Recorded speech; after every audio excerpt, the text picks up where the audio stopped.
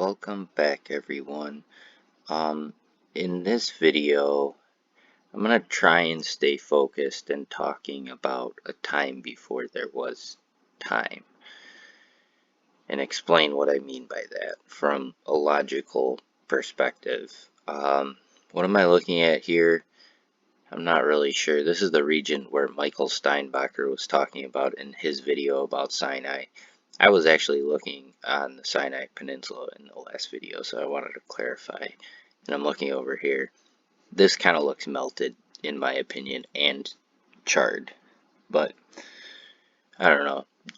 Just going back and talking about some of this Velikovsky stuff, it really got my mind processing more than I ever intended to, because I was really just trying to interpret the scars that I see on this scale.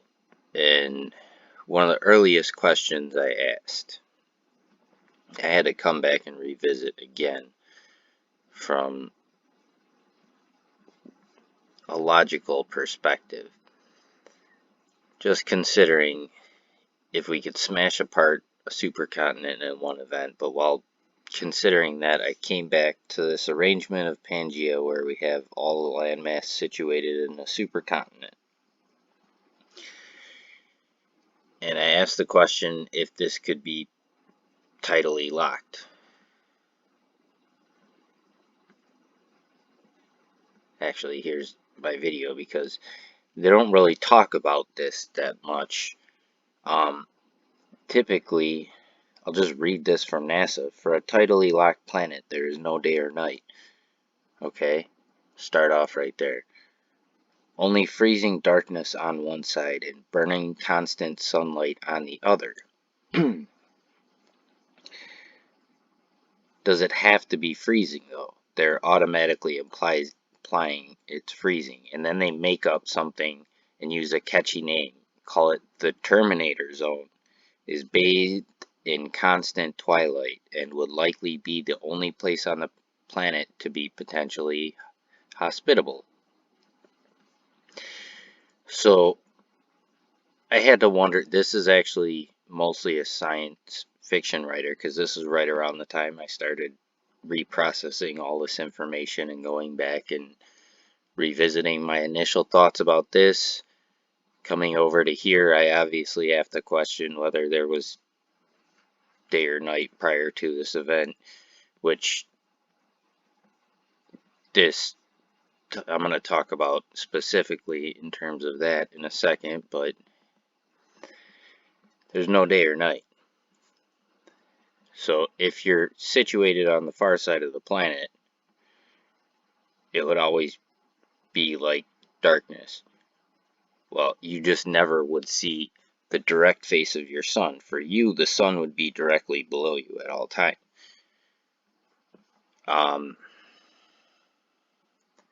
Which is what I was explaining here.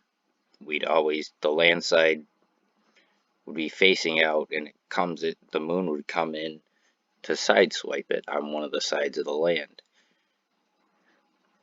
And how this rearranges, I kind of explained this a little bit,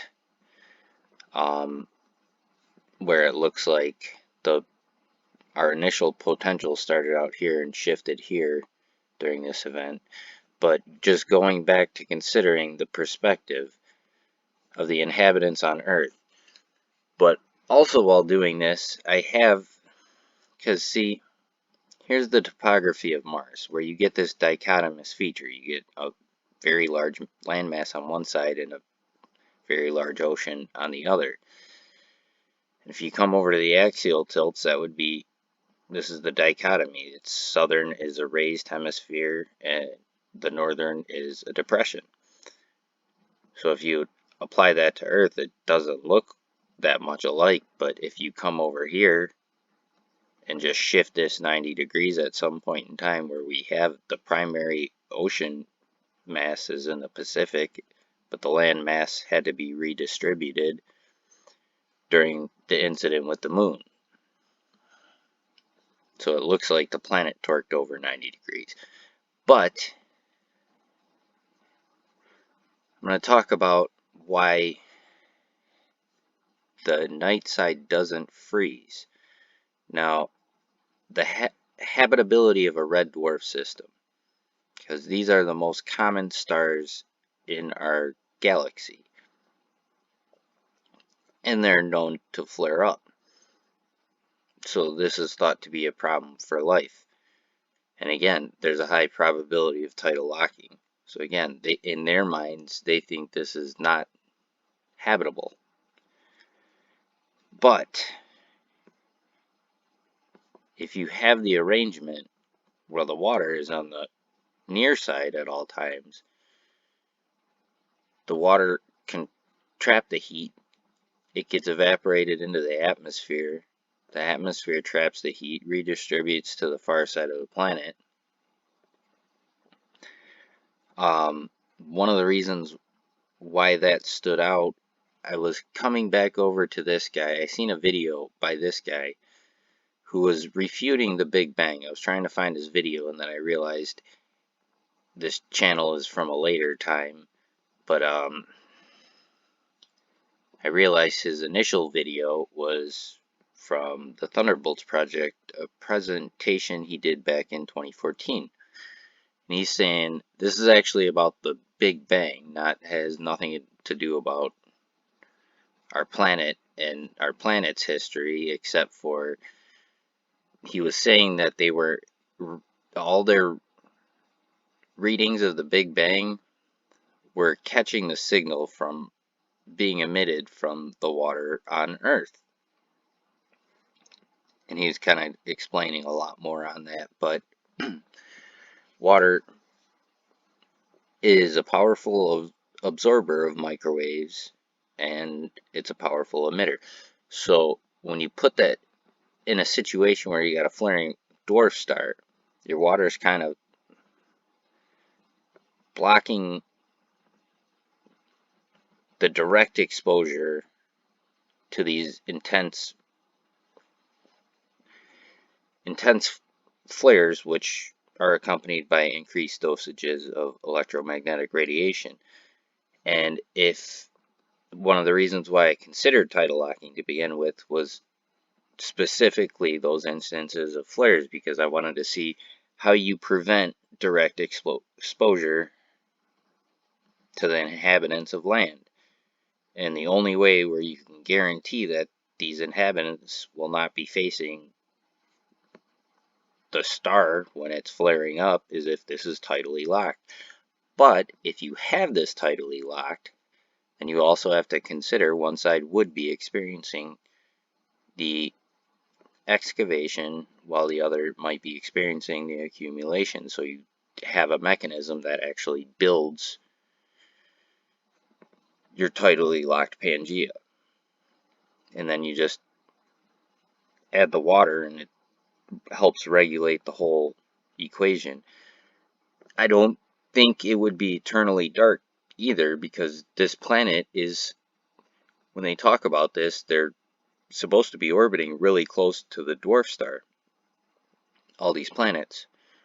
And again, they going back to the Goldilocks zone, where they think that we have to be directly in a certain region where it's not too hot, not too cold, blah, blah, blah. And in this arrangement, though, if we're closer to the star, then you got to figure it's going to appear larger in our sky, so there might be a way for light to get in through the atmosphere and trap not only heat, but at least some sources of primordial light. And that's where they actually talk about the purple dawn, a time before. And this is before the flood. You gotta think what was going on at the time of these people, in these people's lives. Like, we might have been situated for a very long period of time like this in a tidally locked arrangement, and then one day we get a moon smashed into our planet that changes everything from there on out. And then every time we see all this stuff happening at later times, like, this is one event, and then there's another, and then more, and then more, and then more, and it keeps coming. And then, like, we're still, like, we're paranoid, is what Velikovsky was saying. Like, this is still instilled deeply within our psyche of humankind as a whole, as a collective. We're trying to like repress this state of trauma that has been inflicted on not just the people of the planet, but the actual physical Earth itself. Like, this is pretty deep. Um, so I'm gonna take a deep breath. Whew. Yeah, so I'm gonna link this guy's work because I'm gonna talk more about him, and he does a very fascinating presentation about the sun. He also does a good job breaking down the flaws in the way they present this information. Um, he mentions how certain things are unscientific, the way that they start off by assuming something and then they try and like force their views and observations to fit with their initial assumptions, and the extent that they go is he breaks it down pretty good. But this right here, there was also another presentation I saw a long time ago where Dr. Luc Montagnier about water memory and stuff like that, but that stuff was already in my mind before I even considered this. But when considering this to a situation like a flaring dwarf star, like, you gotta understand that's what some of these stories are suggesting, that Saturn might have been our sun, our original sun at some point in time, within human recollection. And for the inhabitants of Earth, think about this for a second, just like along with certain ideas and presentations about how things were, for the inhabitants of land, your star would be directly below you at all times. You would never really see it. But if that star was a flaring dwarf star named Saturn, um, just think about those concepts in terms of what else gets rolled into the religious affairs and how that all comes to play out, um, while processing some of the information, I guess. But really, from a scientific perspective, you do have tales about a time before there was day or night, which it's like a timeless age, basically. And it doesn't have to be all that terrible. It doesn't have to be dark. It doesn't have to be whatever. It almost sounds like it was a very interesting time that, like, they were never allowed to go back to this time before ever again. And then you got to think, there's technically less accounts from this, but there's still accounts from around the world. And then after this happened, there were other events that happened. So by the time this already happened, you have another major catastrophic event, and then possibly another series of events, and then this is a whole another series of events. And then there's the stuff about Mercury and Mars, as we were probably settling down to our into the orbits we observe in our fairly stable solar system. But there's still signs of catastrophes like this. All the cometary belts go between these two, like it's between Jupiter and the Sun, or Saturn and the Sun, and that's just a way for them to pass charge, I think. And like in the earlier times, we might have had to pass spheres to pass the charge.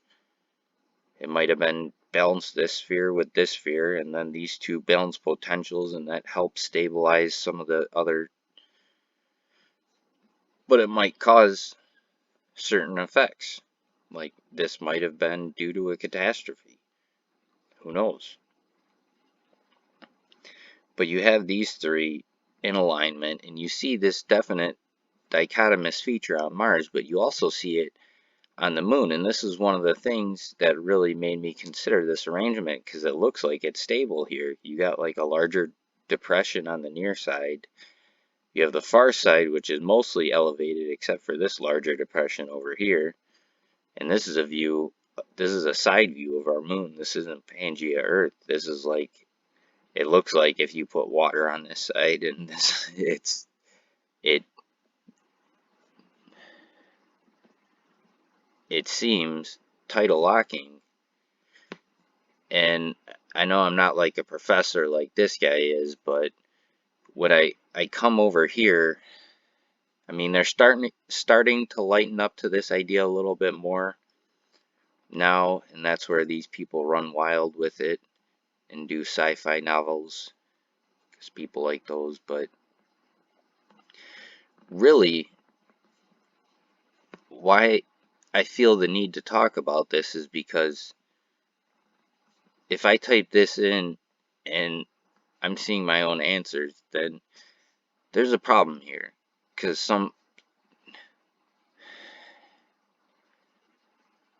I don't know, like I wasn't really expecting to see this, and this is like, you gotta think this is 4 years after I initially came to these conclusions, and I was kind of hoping that I wouldn't have to do this, but I kind of feel the need to present some sort of information, because I think there's definitely more here.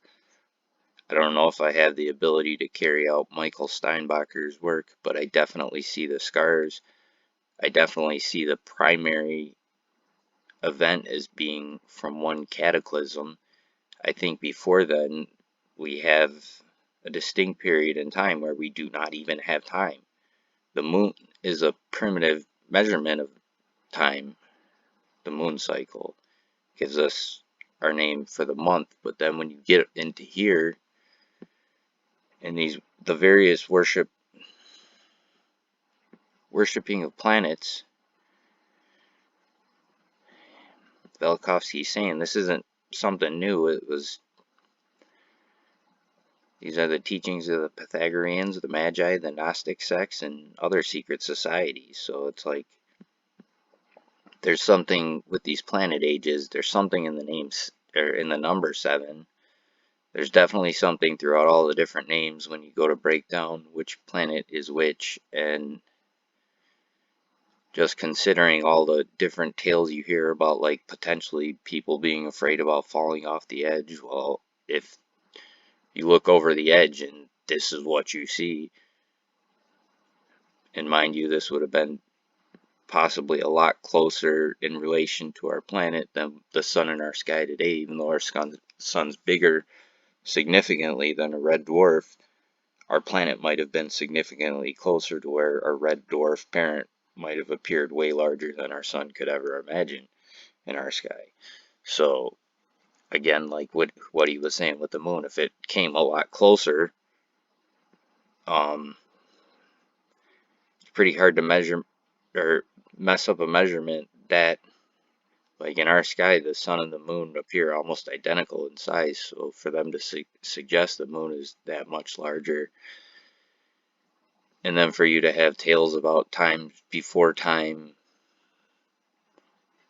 and then you to look out and see like this, there's no day or night, and this is like the most common arrangement you'll find in the cosmos, is red dwarf systems with tidally locked bodies.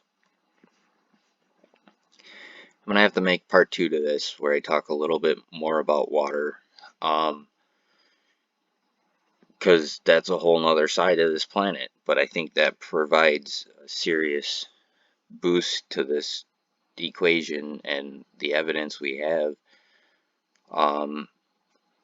Anyway, I'll make that in a moment and upload these hopefully tonight, and I will talk to you later. Alright, take care. Bye bye.